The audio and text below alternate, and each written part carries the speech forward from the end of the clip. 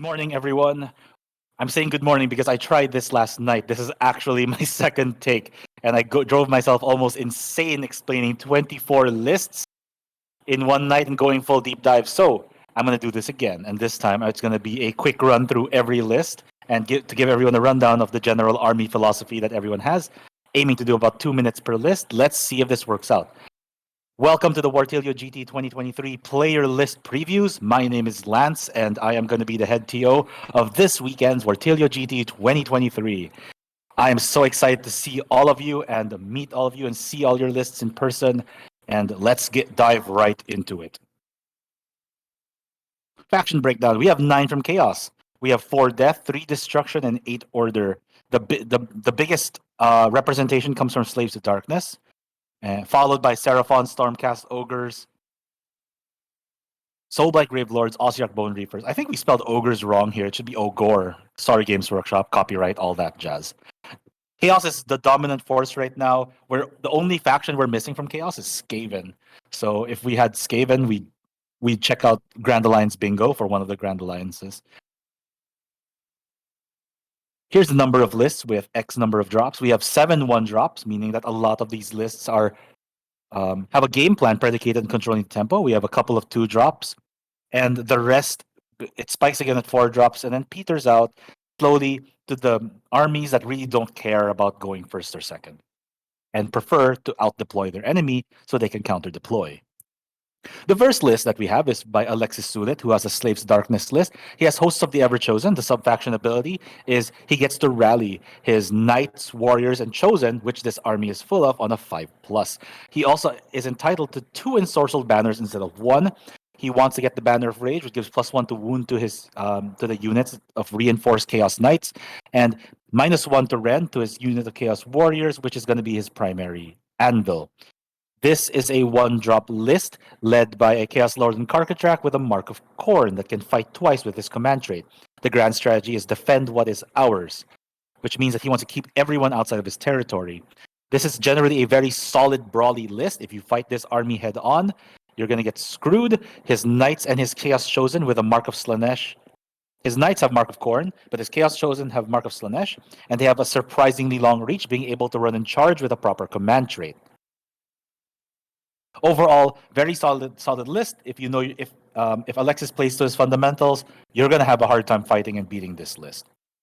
Ed Samoy brings Slaves to Darkness. His subfaction is Knights of the Empty Throne. He has a which gives all of his mounted units run and charge. So you can kind of see that he plays around having ass loads of Varangard. He has 15 Varangard in this list, all of them with the Mark of Khorne. When they charge you, they will get when they get to you, not if, when they get to you, they will get +1 to their attacks and be able to fight twice once per game, which will destroy almost everything in the game that doesn't have any extra buffs or isn't able to debuff this army ahead of time.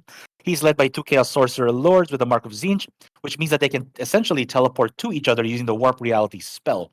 This is very useful for scoring battle tactics in this season's General Handbook, and I think that's actually a very ingenious list.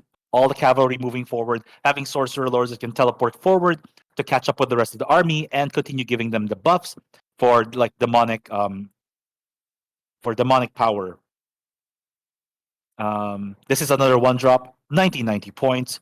Very solid list, very scary. To round it off, Corvus Cabal, just so he can deep strike for desecrate their lands and probably hold an objective to pressure the opponent to split their army if they want to start scoring points. Hanseason with Undercover Boss. This is a Ravagers list, which means that their heroes, including Archaon, have access to the heroic action Rally the Tribes. Rally Tribes lets you return cultist units like the Splintered Fang, the Unmade, and the Corvus Cabal back to the game once per unit at half strength. This is very good for forming screens and creating this really oppressive cycle of charges. The primary hammer and killer unit is Archaon. He is basically half the army.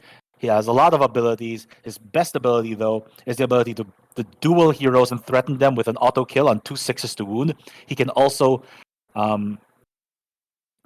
once per game predict who will take the next priority by using the Eye of Ed Sheeran, and basically dominate the game in that sense. And this is, I think, my favorite list in the whole roster, just because it's so technically challenging to play. It's also really interesting that he goes for a 2-drop with the mostly Bat Reg because it's got a lot of anti-Battle Reg potential. He against any 1-drop list, he just deploys the Corvus Cabal first in reserve, and then after seeing the opponent's deployment, he counter deploys and then uses Archaon's Eye of Shirian to determine whether or not he'll get a double turn or be able to take priority next turn to be able to move his forces within the proper to dance around the effective range of his opponent's army. So I think this list is actually quite brilliant. Very hard to play though. I'm sure it requires a lot of practice. So lots of ways to also play this list wrong. Desra Skullstrider and the Godsworn Hunt are units that get stronger over time if they fulfill their oaths. With Thedra, it's if she casts a spell on a 10+. With the Godsworn Hunt, it's if they control an objective. Other than that, he has a unit of Varangard, just to round off having a second anvil amidst all of his squishy bullshit. The Unmade have the ability to stop rallies and redeploys, making it so that if he advances with them first, the rest of the enemy army is unable to really reposition around it or be able to pull their front line back. Solid list overall. Idolator Lord giving everything the mark of Khorne, making everything hit like monster trucks.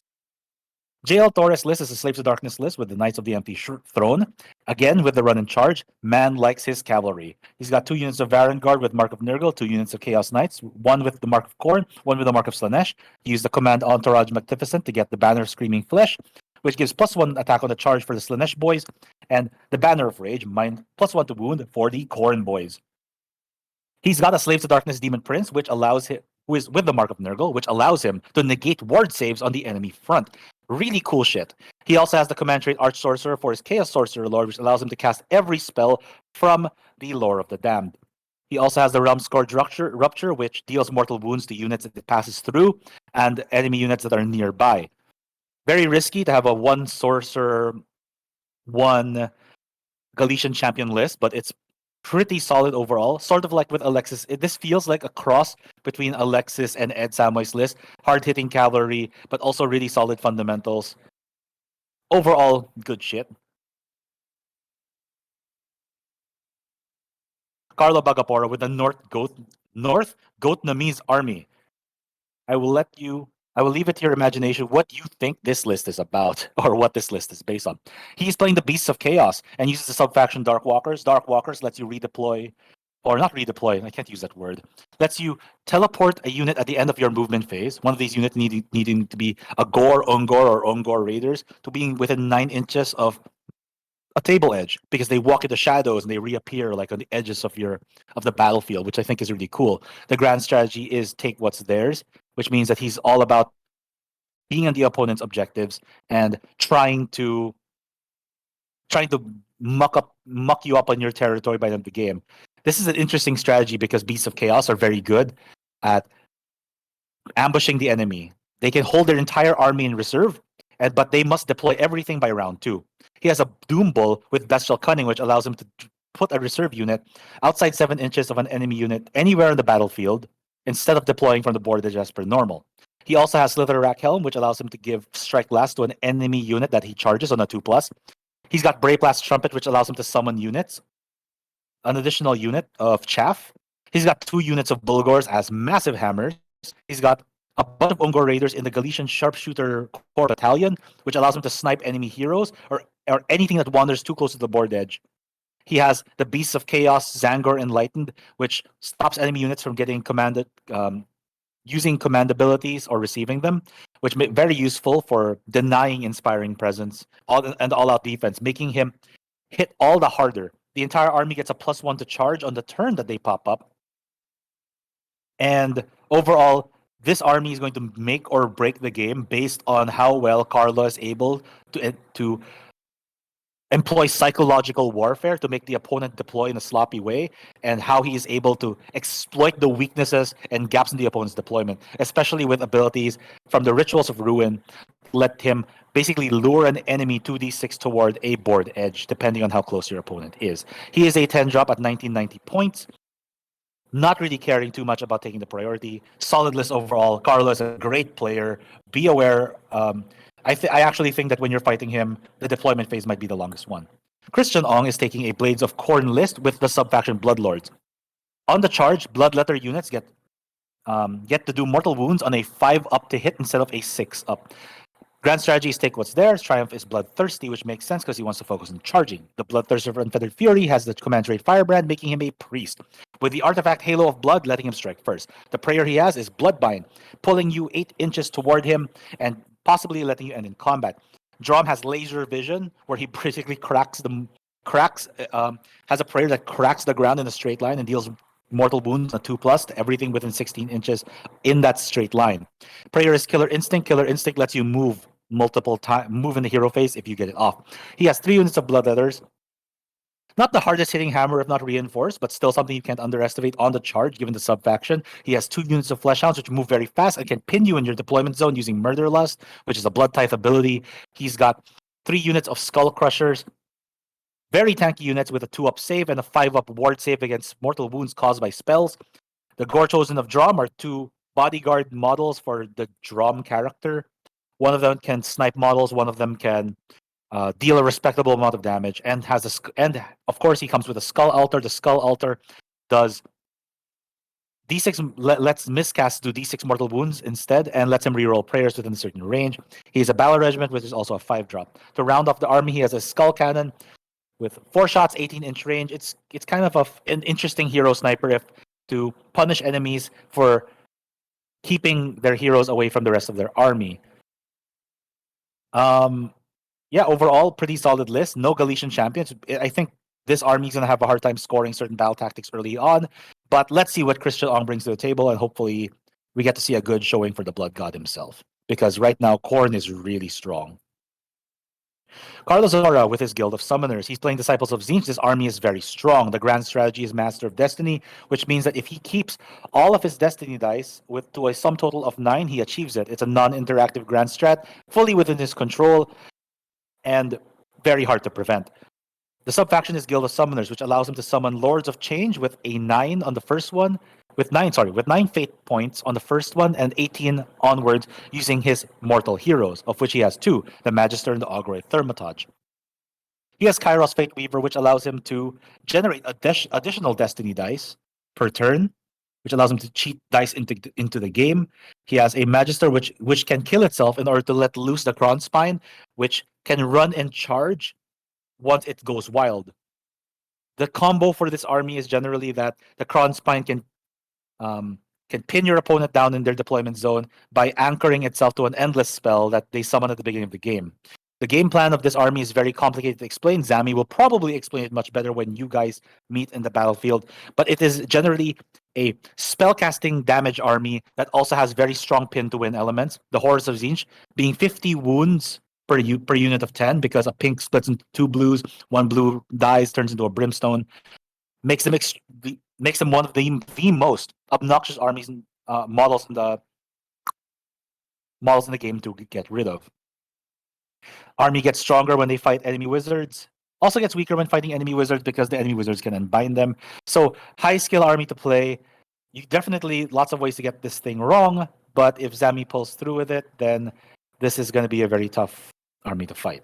Arcane Suggestion's a debuff, removing either which can weaken an enemy unit, removing a save, lessening their ability to hit and wound, or stops them from getting command traits. Shield of Fate is spell on the Ogre Thermatage, giving a 5+ ward save, probably on the pink horrors, which are going to be a mosh pit. It is a 1-drop. This is an army that definitely needs to determine the pace of the game, sort of like a Lumineth army, which we'll get to later.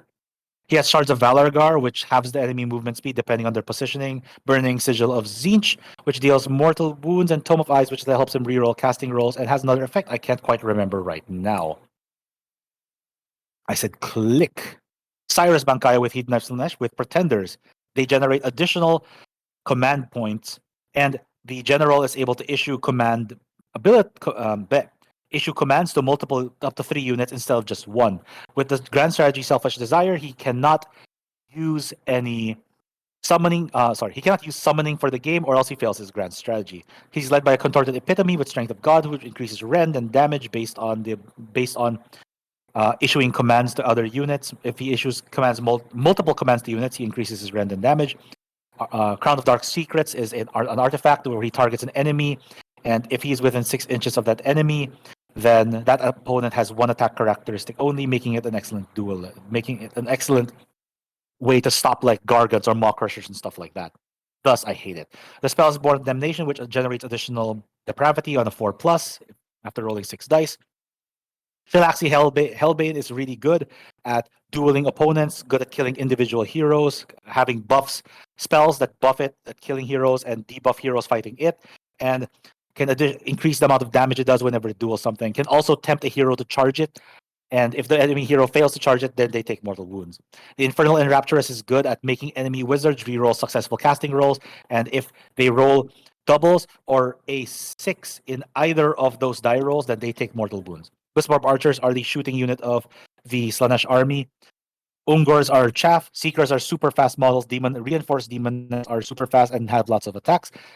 I think the army, though, revolves around the Blizzbarb Seekers, which have a good movement, but a range of 12 inches. The thing about them, though, is that if you fail to save all the attacks against them, then you have -1 to save for the rest of that turn, which makes you vulnerable to the very, very high volume like attacks of this army. The army also has several new mechanics as when the Battle Tome came upon the release of the Battle Tome, including Temptation Dice, which punishes you which can reward you, but helps them generate additional depravity points, or punishes you for denying him by letting you take mortal wounds. Given that this army does not have a massive like super consistent melee monster unit, I think generating depravity will be a bit difficult unless he is able to throw the Demonettes or the Seekers into like maybe a lightly armored unit. The depravity gains for this army will increase the potency of the army, buffing them at 12, 24, and 36 respectively, but I'll let Cyrus explain that better. His Blizzbarb Archers of Galatian shooters, kind of highlighting the intention for them to snipe heroes. 4 drops, 1975 points. Nico Cavada Guillermo, or Nico for short, is playing Maggotkin of Nurgle. He is the subfaction Drownman, allowing his Blight Lords to be able to do a pre-game move at the start of the game before determining who gets the first turn. His grand strategy is Blessed Desecration, which lets him choose a point or a terrain piece in the enemy's territory, or if there's none, a terrain piece on the battlefield that he needs to control by the end of the game, and he scores the grand strategy. He has Lord of Afflictions with the command trait Overpowering Stench. Overpowering Stench lets him stop enemy units wholly within 7 inches from receiving command points, and stops enemy units within 7 inches from giving command points. He has Splithorn Helm, giving him 4 up ward save. Rot Spawn has Miasma, which allows him to deal mortal wounds to an enemy unit that has taken damage in the same phase. So if he is able to deal damage in every single phase, then he's able to deal an assload of mortal wounds. His spell Gift of Disease allows him to spread disease early in the game at a certain range. Blob is the spellcaster hero. He has a possibility of giving debuffs to enemy within a 7-inch aura around him, and has a debuff to enemy wizards within 14 inches of him. He has a Plague Priest ally from the Skaven army, he has given Curse and Tunnel Master. This is his only Galician champion, so unless he summons more Galician champions, he's gonna have a hard time scoring certain battle tactics. He's got 8 flies, absolutely disgusting. He has 5 Putrid Blight Kings, lots of wounds. The entire army, by the way, has a 5 up ward save in addition to additional toughness from healing at the start of the hero phase and having buffs that are determined by the clock. I'm not going to explain that here. That's too much to explain. He has a unit of Nurglings which he can summon anywhere on the battlefield within 3 inches of terrain and 9 inches away from enemy units. The general play with the Nurglings is he summons them in the enemy territory, and if he does so, then he can generate additional contagion points for summoning. Contagion points are generated not based on dealing damage, casting spells, or generally tempting your opponents like the rest of the other gods, but rather on being in territory and planting trees. He is a 1-drop at exactly 2,000 points. The pregame move with the very fast Blight Lords makes it really hard to beat this army if he is able to determine priority. Currently, Nico is undefeated in the Philippine meta. Let's see if the new season treats him any different.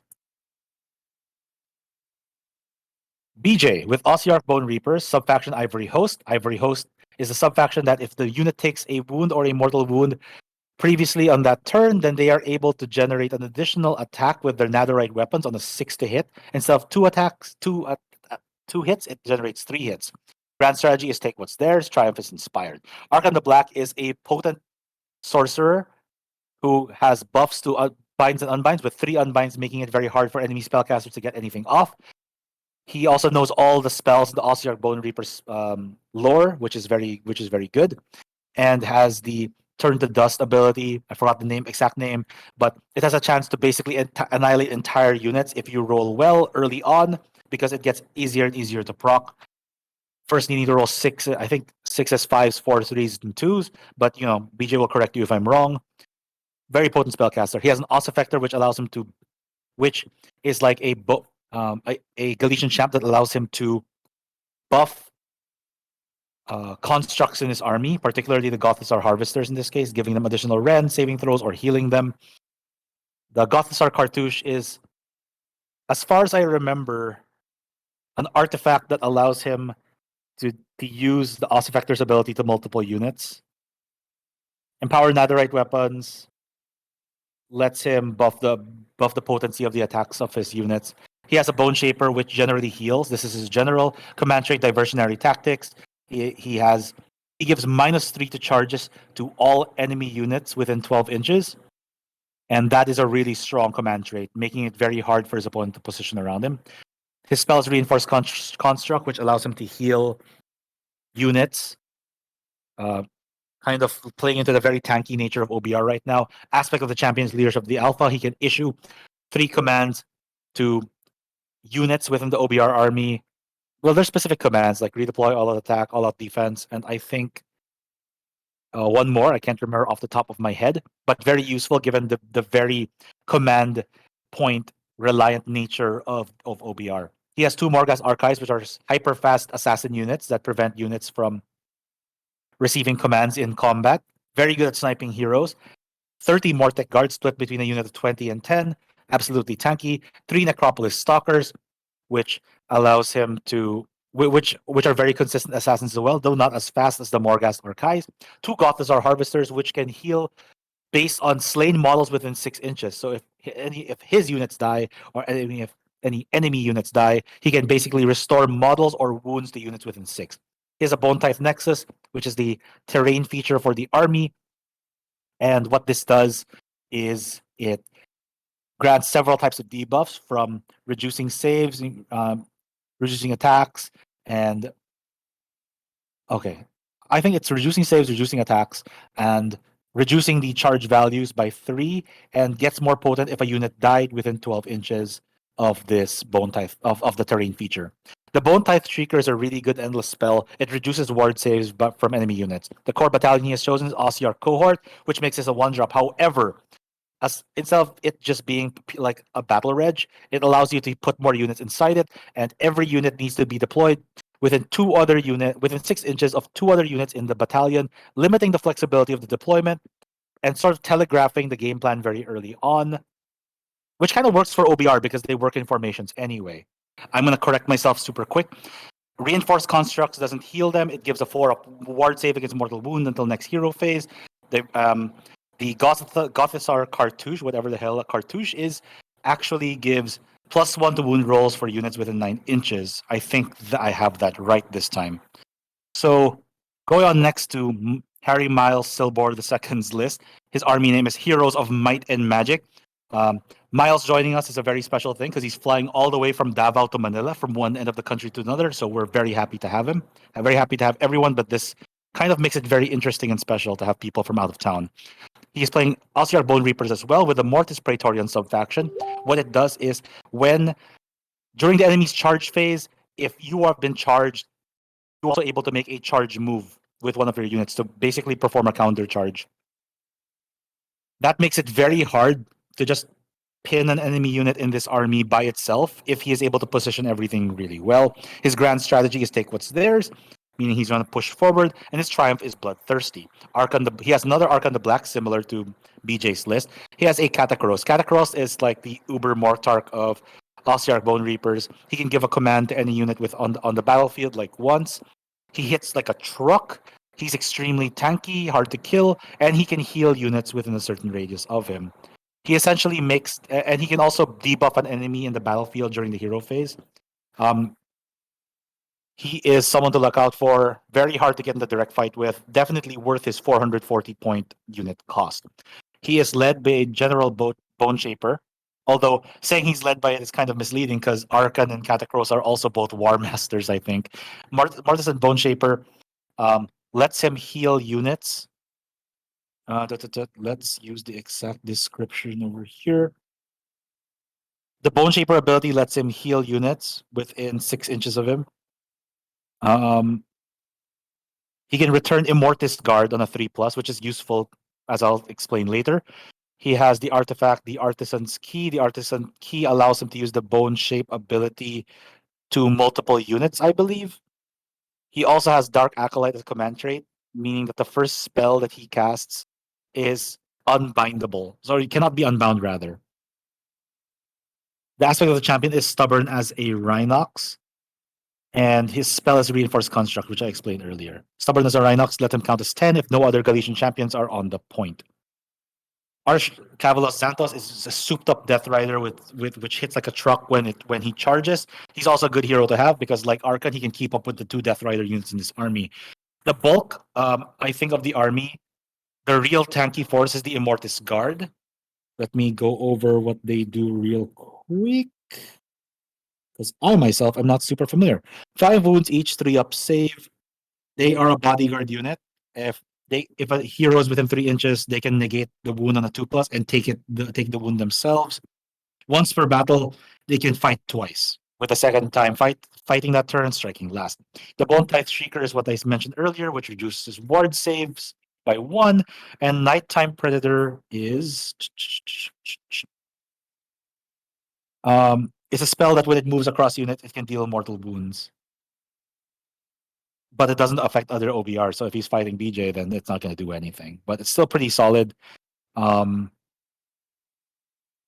it deals mortal wounds to units it passes across and picks a unit and can deal even more mortal wounds than that. Like BJ, he has a Bone Type Nexus and is a 2-drop instead of a 1-drop because he can't fit Arca and Catacross and he can't fit Arca and Catacross in the same battle regiment. 2 drops, 1960 points. Very respectable Triumph bid. Gaston Briones, with his army name Paw Patrol, he has Soulblight Gravelords and the armor type is Vicros. I am instead going to go to Patrick's cheat sheet because Soulblight it has so much to go over. And I'm just going to read what Patrick Mandapat has to say about it because he's the subject matter expert. Huge improvement overall to the army. The return mechanic has been greatly improved now on a 4+ instead of on the enemy turn and a 3+ on your own at the end of the movement phase. The healing of 3 wounds, return 3 mauls for summoning units is better than the D3 from before, so lots of buffs overall. Virkros unique heroes can have command traits and artifacts, as we will see here. Belladama can bring back being a backline character, provides support to summonables by making their ward save 5 up instead of 6 up with her artifact and making zombies have extra move during their hero phase. Spell lords have gotten stronger as well. So you can basically pick a lore spell for each of them, and most of them are going to be debuffs, as we'll see later. Avia Volga, really good against monsters, making them almost useless when she engages them. The Necromancer is an artifact that gives them command points on a 5+ and that gives them command points on 5+, can really help them squeeze in those extra command points. Yeah, that's what Standard of Ulfen Watch does. Corpse Cart gives +1 to cast. It makes zombies deal mortal wounds on 6s to hit. Initially, it was in the War Scroll, but now it's tied to the Corpse Cart. Radikar is a pretty solid and strong hammer. Zombies really punishes melee armies by when you kill them, they can deal mortal wounds back to you on a 5+, similar to Khorne units. Dire Wolves get the very cheeky 6-inch pile-in moves. The Vampire Lord on Zombie Dragon with the Vampiric Sword is a very strong, fast hammer with incredible sustain because all the vampires in Soulblight now can heal up to 6 after attacking, and has the Vile Transference spell. The Vicross also has an ability where once per game they can use a heroic ability to summon wolves And another one is they can summon D3 models to Deadwalker units like the zombies, which can allow them to even increase the maximum unit size of the army. This is a 9-drop with total points of 1985 out of 2000. The spells that he has are Soul Pike, which punishes you for charging. He also has Spirit Gale and Waste Away. Spirit Gale dealing mortal wounds, while Waste Away is. Thank you, Patrick. -1 to wound, -1 damage. So yeah, Patrick is the sound guy and the recording guy, so he is able to give me advice on the fly. Let me cheat for these Soulblight armies. Kato is a guy with multiple aspects, very flexible hero. He primarily the thing to look out for him is that he can fly, move very fast, and deal mortal wounds to hit instead of going through the normal process. He can essentially ignore armor saves. Lastly, he has the Askorgan. Gaston has the Askorgan True Blades, which are very good against monsters. Grand strategy is Lust for Domination, which means that he just needs to take control of the grave sites that he will be popping out at the start of the game. Okay. This list has quite a bit to unpack. So it's Legion of Blood. The sub-faction has crazy amounts of damage output. They have the ability that if they're not engaged, they have +1 to their casting, unbinding, and dispel. Sorry. The heroes. Is it heroes or vampires? I think the heroes. The heroes only vampires. Okay. The hero vampires have +1 to casting, unbinding, and dispelling. And if they're engaged, they gain +1 to their attack. So they have basically two modes. That's what's special about them. As a heroic action, they can turn off ward saves, which is absolutely crazy at sniping heroes. And their other heroic action is they can force enemy units within 12 inches of said hero that does the heroic action to spend 2 command points for all-out defense and inspiring presence, making them extremely consistent at wiping out units. The Blood Knights have an ability that deal mortal wounds when they pass over units and get +2 to rend and have increased range. Sorry.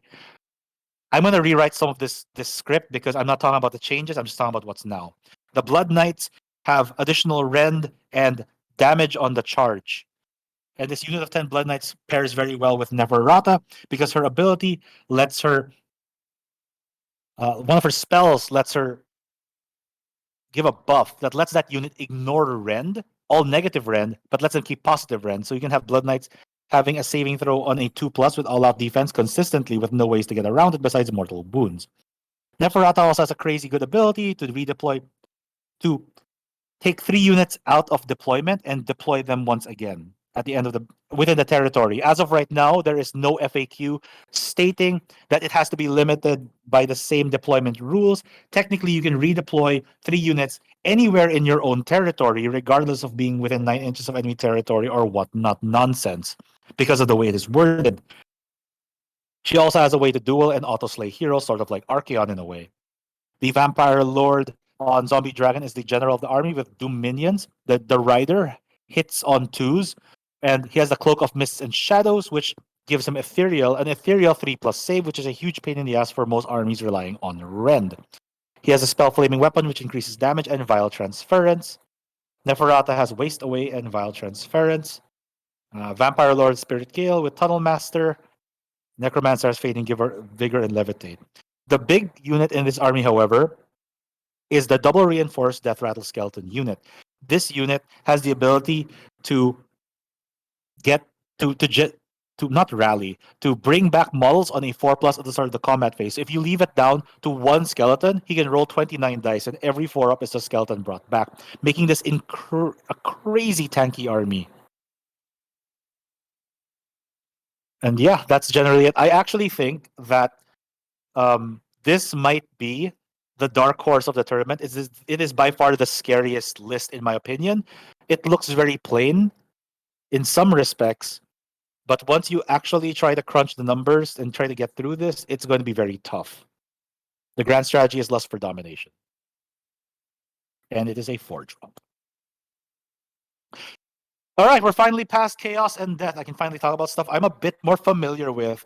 Patrick Mandapat, who is the guy on the other side, is listening to me as we record this. He is playing the Ogorly Boar Studs, which highlights the kind of theme, I guess, that Patrick, I don't know, it's got some anime background if you want to look it up. Ogor Mawtribes Sub-faction Boulderhead, all of his monsters have +2 to their wound characteristics. His grand strategy is Ready for Plunder, which is the battle tome that's version of Take What's Theirs, essentially the same thing.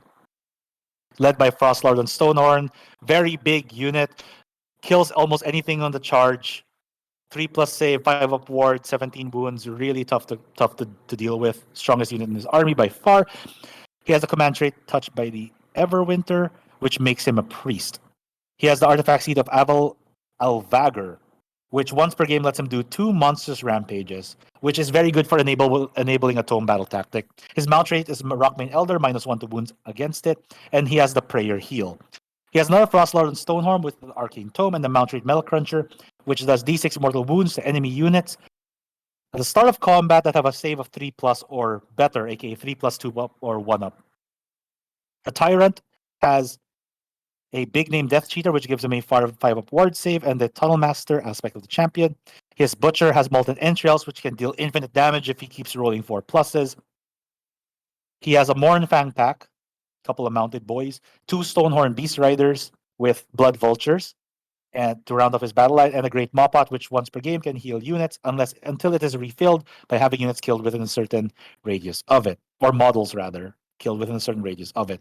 He is a 5-drop with a Battle Regiment and Warlord, and yeah, very strong list, very alpha striky list. One thing to take note of is that Stonehorns have a monstrous rampage that allows them to fly 3d6 inches, and as long as they end within 3 inches of an enemy unit on the turn that they charge. This makes them bypass screens very well. So if you think you're safe, you probably aren't. Sean Candelaria with his army Merca, with the sub-faction Underguts. This gives all the lead belchers a shooting range of 18 inches and increases the rend of the shooting units that he has in the army. He is led by a Bloodpelt Hunter, first time I've ever seen this, with a command trait Deadly Aim, which lets him hit on 2+ instead of 4+, making it far more consistent. It's also much better at killing monsters, actually. The damage spikes when fighting monsters, which makes sense because he's a freaking hunter. He has a Slaughter Master with the artifact Gruesome Trophy Rack, which increases the hit chance of his shooting units within a certain radius of the Slaughter Master. With the spell Blubber Grub Stench. Patrick, you're an Ogre's player. What does Blubber Grub Stench do? Blubber Grub Stench is a spell that has a casting value of 5, range 18, successfully cast. Friendly Rhinox units are treated as monsters for the purpose of trampling charges on objectives and carrying out monsters' rampages. So, okay, there we go. Cool. Live reactions from an Ogre player. It's all good. So basically, he wants to be able to give an Iron Blaster monsters' rampages, can count as 5 on objectives, and better impact hits. Leadership of the Alpha is really cool with this army because the Slaughter Master gets to do triple all-out attack with the 3 Iron Blasters or the Lead Belchers and any combination, which is going to be absolutely nuts because this army is all about doing massive amounts of range damage early on. He has a unit of Lead Belchers with a range of 18 inches and a rend of 2, thanks to being in the Underguts. A reinforced unit of Lead Belchers, a unit of Iron Guts that can fight twice, once per game. Ogre Gluttons, which have lots of wounds, kind of weak saves, but respectable amounts of damage output. And 3 Iron Blasters, the absolute crazy ranged hammer of the army with a deadly amount of damage in 12 inches and kind of unreliable but also deadly amount of damage from about 30 inches away. He has a Battle Regiment and Grand Battery. He also has a Gorger, like the crazy uncle of the Ogre Kingdom clans. Ogre Mawtribes, which can deploy further away from the enemies, and if he's in combat with them, he can stop them from using Inspiring Presence because he's so freaking terrifying. Generally, very big shooting army, 4-drop.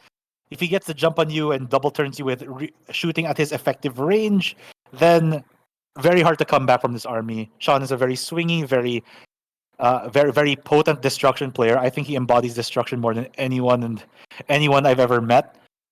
He will disrespect your screens, he will disrespect your battle tactic, he will just blow you to shreds.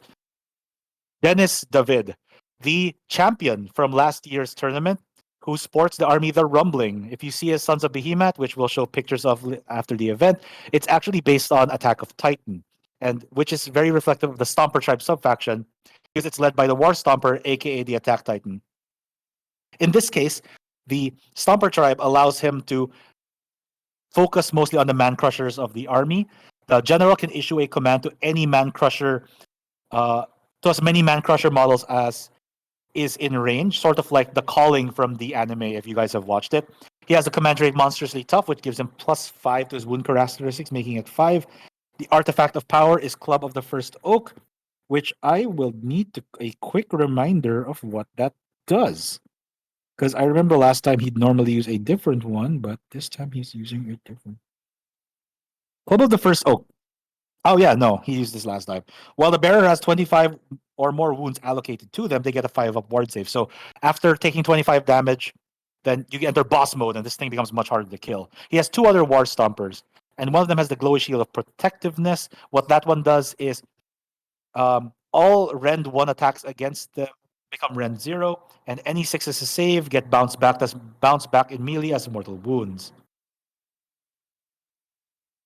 So the War Stompers are very good at killing multiple enemy units at a time, so they're good at fighting hordes and picking out units. The War Stompers and the Man Crushers in this army all have a way to pick up models and toss them at other units, making them very good at sniping out bannermen, champions, etc. The list looks very straightforward, having only 2 War Scrolls, but this list, if played really well, can actually devastate a lot of enemy game plans. Sons of Behemat's not as good as they used to be, but you cannot underestimate them. The grand strategy is make the land tremble, meaning that every turn, the Sons of Behemat needs to be running or charging. If he fails to do that at least once, then he fails the grand strategy. So other interesting things to point out for the blah blah blah, the Stomper tribe that I think I need to go over really quickly is that the Man Crushers can be issued more commands. I already went over that, but they have a command ability that lets them chuck additional rocks, and Man Crushers deal additional damage to horde units. If they're fighting a unit of 10 models, they have +1 to damage.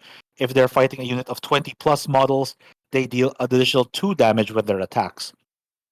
All the Man Crushers can run and charge. They're within a certain range of the War Stomper, making this a very explosive destruction army, although small in wound count, high in wound density. Total points is 1950, making it so that Dennis is sure to get the triumph, though not always sure to get the priority as a 3-drop. Okay, we're finally moving over to the order side of the thing, the final stretch of the presentation. We're starting off with Basa's list. Basa is playing Seraphon. He has a coalesced Lizardman army, granting everyone a -1 to damage reduction for Saurus warriors, croc cigars, and monsters. There is also an ability that lets them muck up the terrain a bit.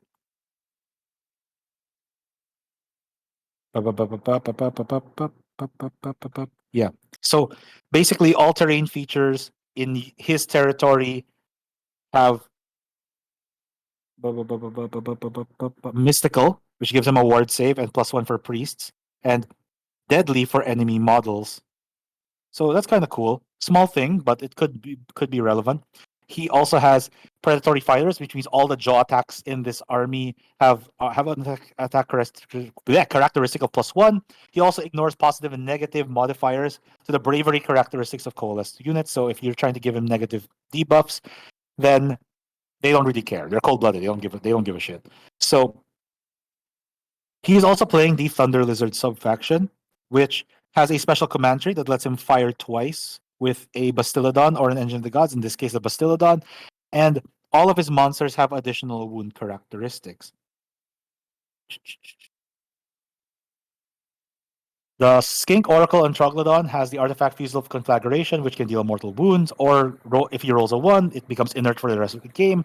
The Saurus Allblood and Carnosaur is his general, with the command trait Prime War Beast and the mount trait Beast Master. Beast Master, once per game, can be either Swift or Savage. It can either run and charge in the same turn, or run, shoot, and charge on the same turn, or if chosen to be Savage, gets +1 attack to melee weapons until used by the mount until the end of the turn, until the next hero phase, rather. One of them seems to be like starkly better than the other one. To be completely honest. Let's go to Thunder Lizards just so that I get this right. With the command trait Prime War Beast, he gets +1 attack to the general's mount, which I think is very good. He also has the Blade of Realities, which increases the rend and increases the damage when fighting heroes, meaning that Basa intends to use this as a hero dueling unit. The Skink Priest, it has the Prayer Curse, which lets all attacks against a cursed target deal a mortal wound on a 6 to hit. He has a Skink Star Priest with Hand of Glory. The Hand of Glory ability lets him reroll ones to hit for his units. I'm just checking because I think the Skink Priest has additional abilities as well that I'm forgetting.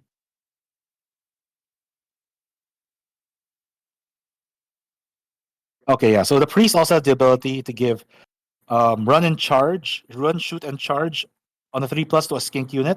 And you can add 1 to save rolls for attacks to target that unit in the hero phase. This is not a spell, it's an automatic buff. So this unit's nuts. It's getting cycled out in the next tome. Um, it also has the command ability Herald of the Old Ones. If you do so, you can pick one skink unit wholly within 18 of a friendly model with this command ability. Until your next hero phase, you can add 1 to hit rolls for attacks made by that unit. A unit can benefit from this command ability more than once per phase. So it's basically an all-out attack that lasts until the next hero phase, which means that if you unleash hell with it on your opponent's turn, you can still get that +1, which is really good. The Star Priest has the Spellblazing Starlight, which can debuff an enemy, giving them -1 to hit. Very good against very elite armies. And the Serpent Staff, which allows a unit to deal mortal wounds on 6s to wound. So the combo here is Priest can curse an enemy target, so 6s to hit are mortal wounds in addition to damage. And then the Star Priest will buff a skink unit or any of the other units to deal mortal wounds on 6s. So 6s, mortal wounds on 6s to hit and mortal wounds on 6s to wound with high volume. Skink Starseer is another one with Tide of Serpents, which deals mortal wounds primarily against big horde units because you need to roll dice equal to the number of models in that unit, I believe. And the Starseer also has an additional ability or spell, Control Fate, which subtracts 1 to save rolls from an enemy unit. It can also be a second Mystic Shield, which gives +1 to save for a unit. But seeing as this list seems to be a high volume attack list, I think he's probably going to go for the subtract 1 to save rolls from enemy targets. Another thing that he can do is it can give, at the start of your charge phase, 3d6 charge to a unit within 12 inches and generate additional command points. So that's the general abilities of. Oh wait, sorry, Skink Oracle on Troglodon.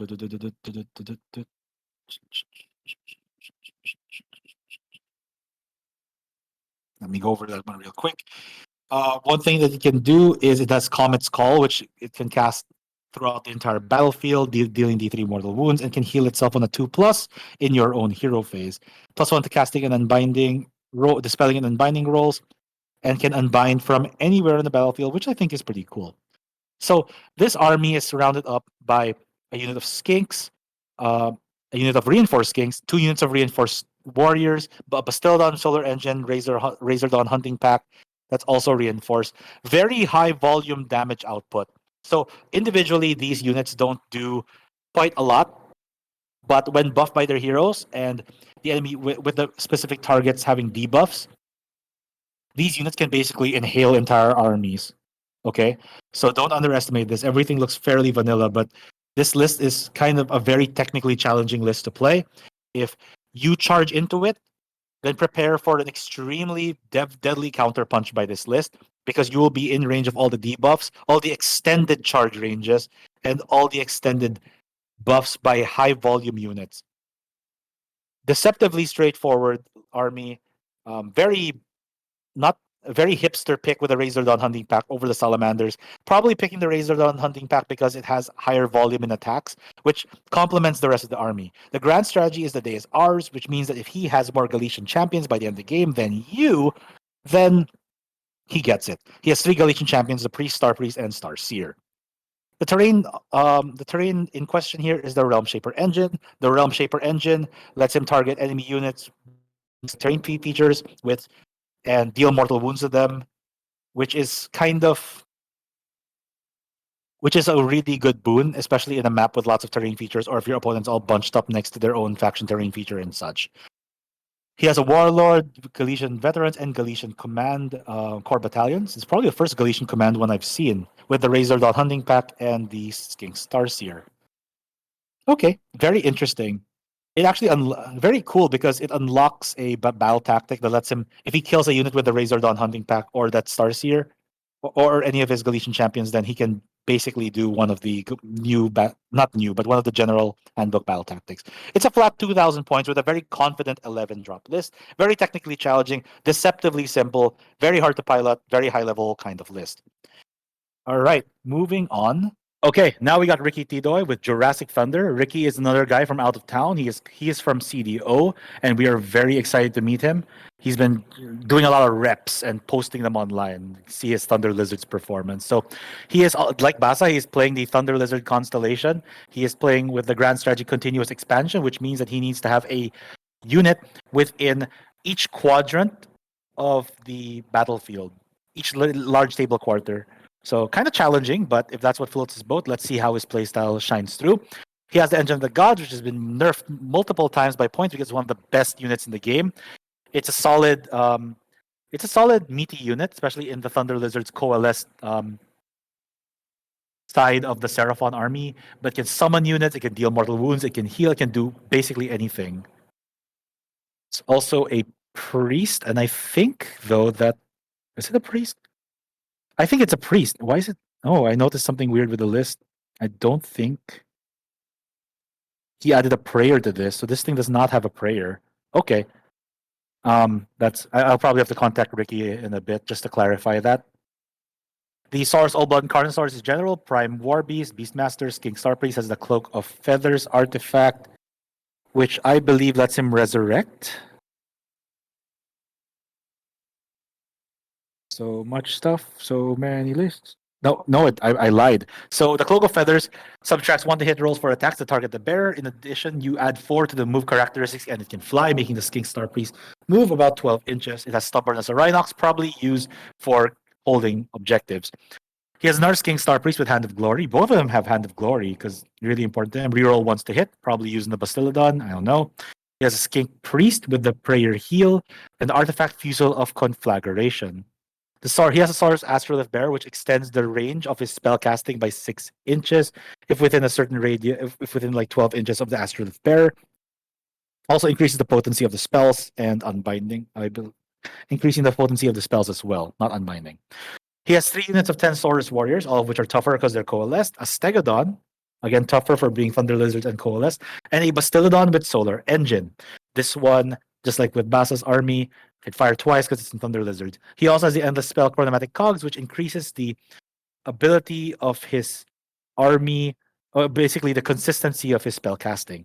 He has the Galician Command core battalion, which he gave to one of the units of Saurus Warriors, and a Skink Star Priest, and a Warlord battalion. Just like with Basa, 2,000 points, 11 drop. Bobby Pettigloria, known for his cavalry armies, is playing Stormcast Eternal Signs of the Storm, which allows him to put certain Stormcast units in reserve for every unit that he has in the battlefield. He's playing the Hammers of Sigmar subfaction, giving him 6-up ward save if within a certain range of objectives. His grand strategy is defend what's ours. I don't have to explain that anymore. He has a Knight Judicator with Griffhounds, a Shooty Boy with an Arcane Tome. He has a Knight Incantor, that's his general. Knight Incantor can auto-unbind us 1 spell once per game with the Envoy of the Heavens command trait, which if a unit of yours, if a Stormcast unit is slain within 12 inches of that model, that unit gets +1 to save until the rest of that turn, I believe, or phase, one or the other.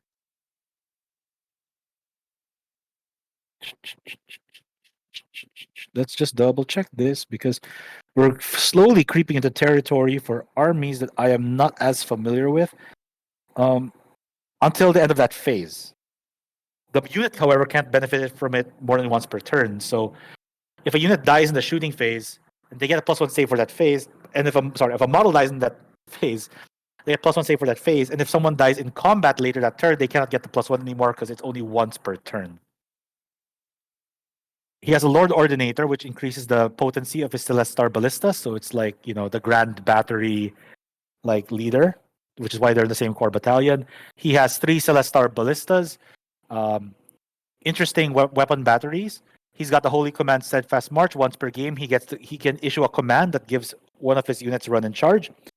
Now we're going to the cavalry component. He has 3 Dracothian Guard, 1 Concussors, which deal mortal wounds on 6s to hit, Fulminators, which delete anything on the charge because it does so much damage, it's insane, and Dracothian Desolators, which are lower point cost and are good at dealing with multiple chaff units. So if they're his horde clearers.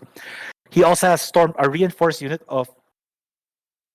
No, is this reinforced? I think no. It's just a unit of Storm Drake Guard, so it's 2 models. Very good in the charge, high wound count, 3+ armor save, and a mortal wound save for spells. And a Storm Strike Chariot, 170 points, but it's like 10 wounds of really fast, a really fast unit. Does good impact hits and pins enemy units in place. He's got a battle regiment and a grand battery. 4-drop, 2,000 points. Kane Makaspak is also playing Stormcast Eternals with the Knights Excelsior, also Science of the Storm. What makes Knights Excelsior different is that once per turn at the start of the combat phase, you can pick 1 Paladin unit on the battlefield until the end of that phase. When you pick that unit to fight, pick 1 enemy unit within 1 inch of that unit. If the number of models in that enemy unit is greater than the number of models in the Paladin unit, so if they're outnumbered, you get +1 to hit and +1 to wound, which is likely the case because it's a very, very elite army. He has a Lord Imperatant, which he has the Arcane Tome, and the aspect of the Champion Tunnel Master, with a heroic stature trait giving him +1 wound. He has a Celestant Prime, which can deep strike anywhere on the battlefield and very consistently charge, because once per game, I think he can basically commit to an auto charge because he has some way of influencing the dice rolls. I'm looking over real quick what a Lord Imperatant can do, because I very rarely see this one. Once per turn can issue a command without a command point being spent. Okay, cool. Once per turn at the end of your movement phase, if any friendly units with this ability are on the battlefield, you can say it guides the unit. So, okay, here's how it combos. The Lord Imperatant will combo off with the Annihilators, and I'll explain that in a second. Actually, no, I'll explain that now. So, he can make it so that Annihilators can come in 7 inches away from the enemy unit instead of 9, making it have a much more consistent charge. The Slan Star Master is an ally which can cast Comet's Call anywhere in the battlefield and unbind anywhere in the battlefield. It can also give additional command points, which is very useful for this army. So the way this army is going to work is all about the 1-turn super mega alpha strike where the Lord Imperatant calls down the Annihilators. They charge, do lots and lots of impact hits. The Celestant Prime charges from an awkward angle, does lots of damage as well on the attack because he is a competent fighter in his own right. Vindictor's probably just there to hold objective. Decimators and Paladors also there to move quickly through the battlefield and hold down the flanks. The Decimators... Actually, no, the Decimators are kind of slower. And what they do is they do a very respectable amount of damage with 5 attacks each, Ren 2 with their Thunder Axes. So, assassin units in the form of Annihilators, Celestant Prime, Slan Star Master, sort of the Lord Imperatant with the Everblaze Comet, which cucks spellcasting and also deals mortal wounds to units within an area upon casting it. And yeah, that's generally it. Also, Chronomatic Cogs, making sure that the Lord Imperatant, the Celestant, and the Slan Star Master have more consistent casting. This is a 1-drop. I think being able to control who goes first and second is very important for an army like this, which is all about the Alpha Strike. Very deadly army, could end the game in about 1 turn. I forgot to go over this earlier, but Kane has the same grand strategy as JL Torre, the Slaves to Darkness player I mentioned earlier. The Survivor Instinct grand strategy is your general needs to be in a objective in your opponent's territory by the end of the game, and also obviously needs to survive. Very risky to do, especially since there are missions in the battle pack which delete objectives in the game, but very ballsy. Don't usually see this. They gave both players gave Tunnel Master as their aspect of the champion so that they can be a lot more consistent. Overall, solid list. Very scary. I don't want to fight this because it can end the game in a single turn. The holy command that he has is Unleash Thy Hatred. I remember JP used to do this to me a lot, but I cannot remember what it is for the life of me off the top of my head, so I am going to look through what it does. Once in the game, once in a battle, in the start of the combat phase, you can issue it. A knight can issue it to a lord or a knight, lord, or dragoneth can issue it to a paladin unit. You can add +1 to the attack characteristics of that unit until the end of that phase. So you can have annihilators swinging with more attacks with their crazy damage from their meteoric grand hammers. So yeah, very very deadly. The deadliest Alpha Strike list I think in the game, probably giving Carlos Beasts of Chaos a run for their money. But of course, it really depends how the generals pilot them. Miguel Allegra with Daughters of Kane, subfaction Xanthar Kai or Cobra Kai. Whenever one of these blood sisters die, or whenever one of the Melusai die, or the Medusa ladies, they get to fight upon death. Very deadly shit. Their triumph is bloodthirsty, giving them reroll to charge. Led by a blood rack Medusa with a command trait Zealous Orator. Zealous Orator lets you rally on a 4-up. Lets units rally on a 4-up, which he's counting on because the more you rally back, the more things can fight upon death. Very deadly stuff. The spell of the Blood Rack Medusa is Mind Razor, which increases the rend of attacks and increases the damage on the charge, I believe. Or did I get that mixed up? Let's take a quick look. Yeah, that's correct. 1 extra damage on the charge, but increased rend on average.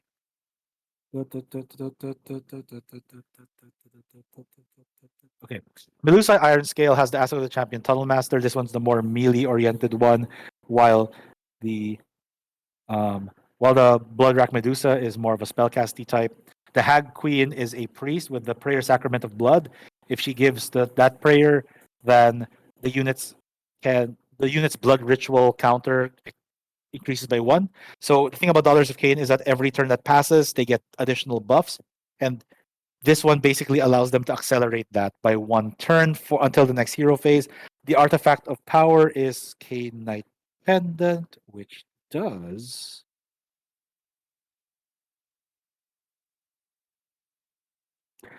once per battle, you can automatically get a prayer off.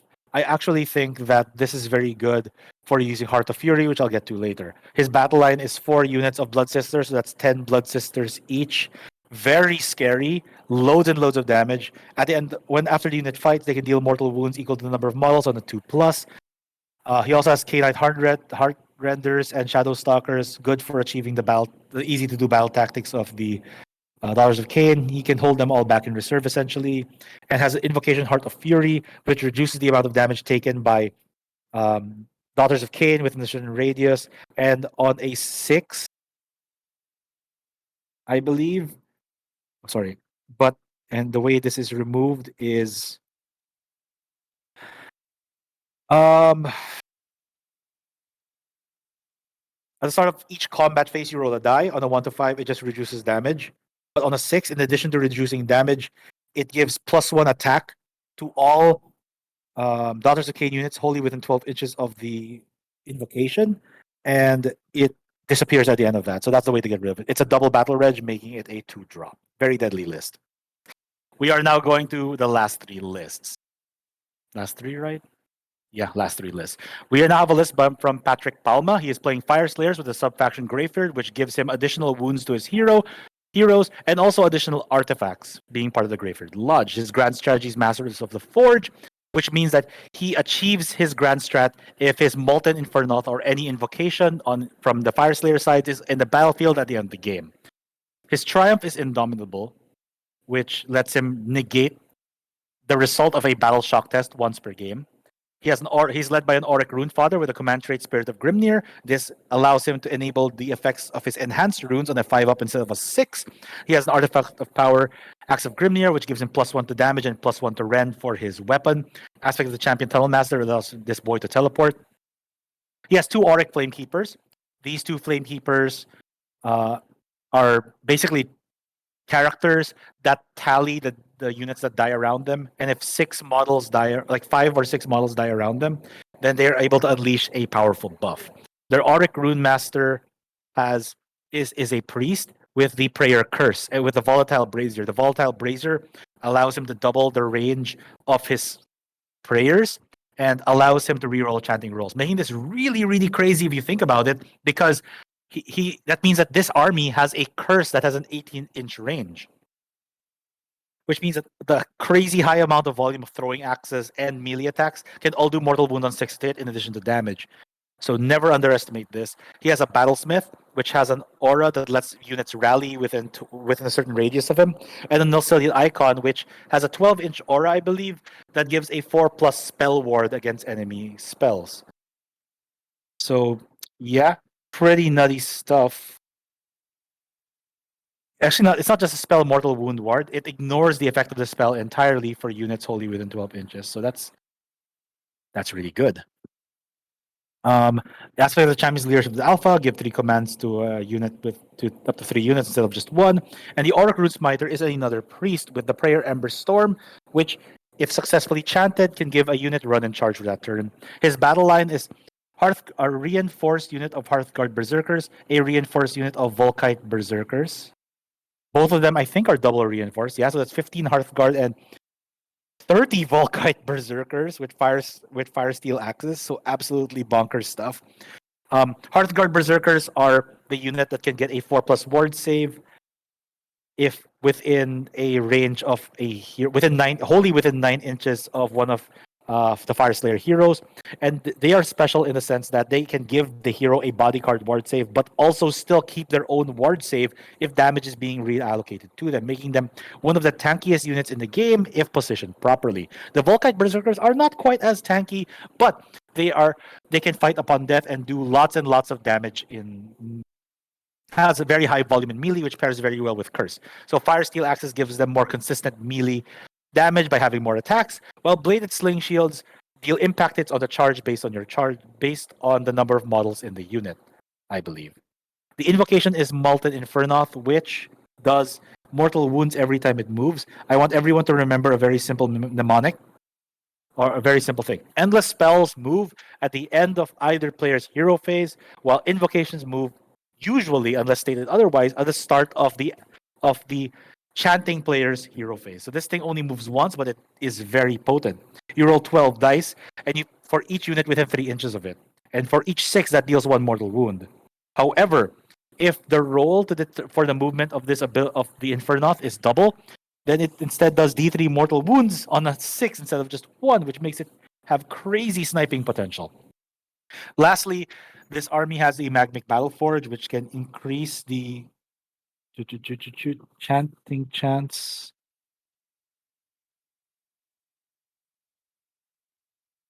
Give me a second. Okay, so you can pick a priest within 6 inches. You can add 1 to chanting rolls.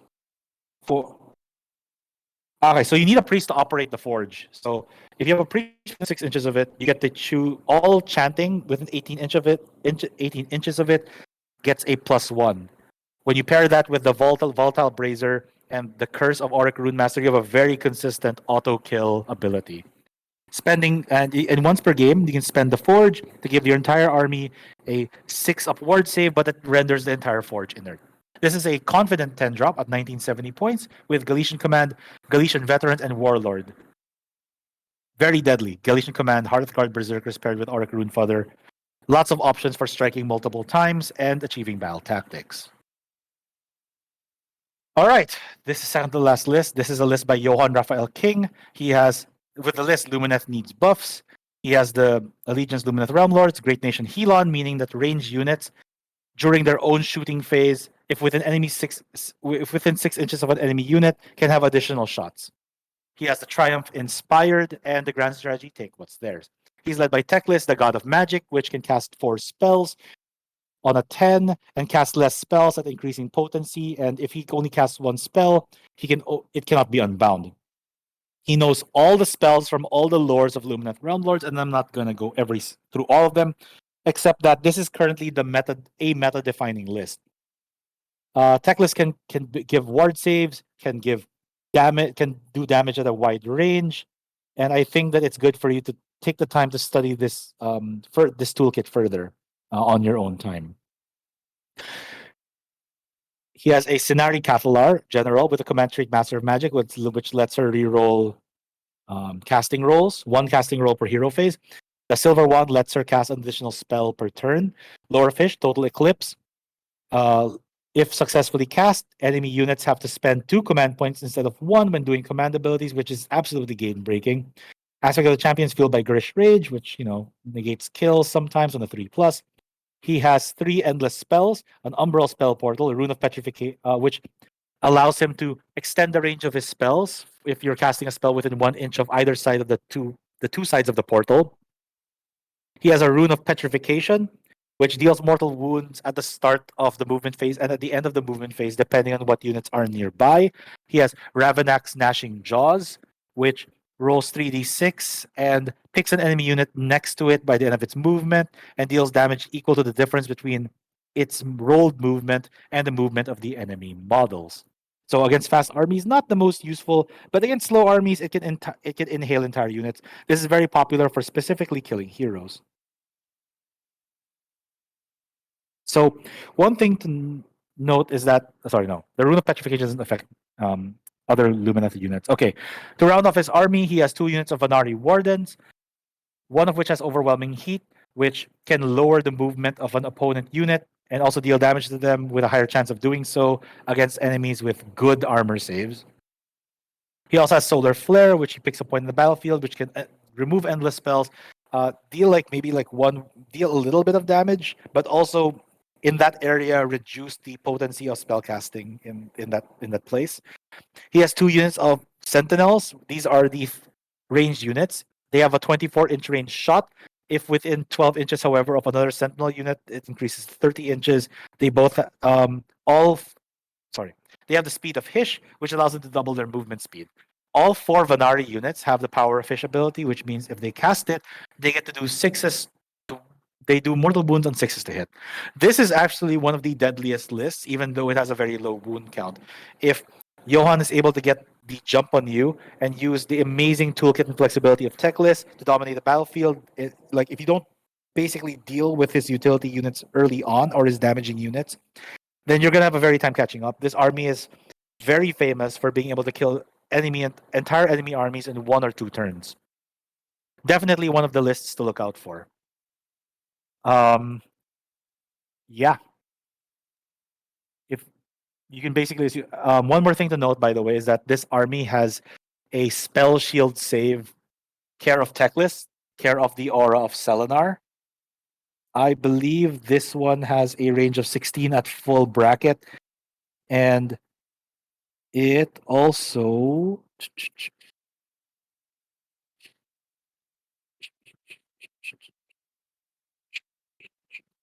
adds one thing. Okay, sorry. I'm gonna go over this real quick. So Techless has a lot of abilities, okay? And I think you should look it up. But he can do things like auto cast spells and auto dispel spells, making him extremely good at cucking an enemy wizard's game plan. He also has the ability to ignore spell effects on a 4-up and extend that. Or wait. Oh yeah, no, I was right. So the Aura of Selenar increases casting, dispelling, unbinding, and also lets him negate spell effects on a 4-up to all units within that range. If a spell is negated, then you can roll a die. On a 4-up, you can pick one enemy unit within 18 inches of the unit who negated the spell, and it takes D3 mortal wounds, which means sometimes it's better not to even cast spells against Lumineth Realmlords. So yeah, a lot of this. The thing about this army is that it's very potent, very powerful, but also subject to the skill of the player. If Johann makes one mistake, this extremely fragile army will immediately die. So yeah, definitely army to look out for. I suggest studying Techless on your own before facing off against it this Saturday. The last army on this list is Raphael Palmahill's Sylvaneth. Raphael started playing Age of Sigmar fairly recently, but from what I've seen, he's picked the game up pretty well, so you should still look out for him. He's playing Oakenbro, which is focused mostly on the Tree Lords and the big monsters. I'm going to go over real quick what this puppy can do. The season he picked is the Dwindling, which allows him to reroll casting. Okay, let's go to seasons. So the Dwindling. In your hero phase, you can reroll 1 casting, 1 unbinding, and 1 dispelling roll in the hero phase, so long as the Sylvaneth Wizard is within 9 inches of a overgrown terrain feature or awakened wildwood. Um,